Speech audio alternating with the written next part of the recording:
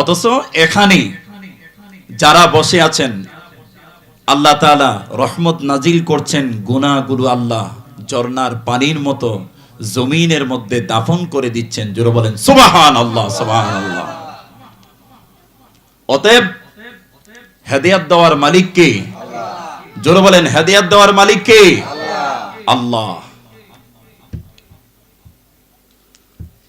দুনিয়াতে আমরা এক সময় ছিলাম না, এখন আছি, ভবিষ্যতে আবার আমরা থাকব না, চলে যেতে হবে, কেউ থাকতে পারবে না। কিন্তু অনেকে মনে করে আমি মরবো না, ঠিক কিনা জোরে বলেন? যেইভাবে ক্ষমতা দেখায় মনে হয় কি যে আমি মরবো না।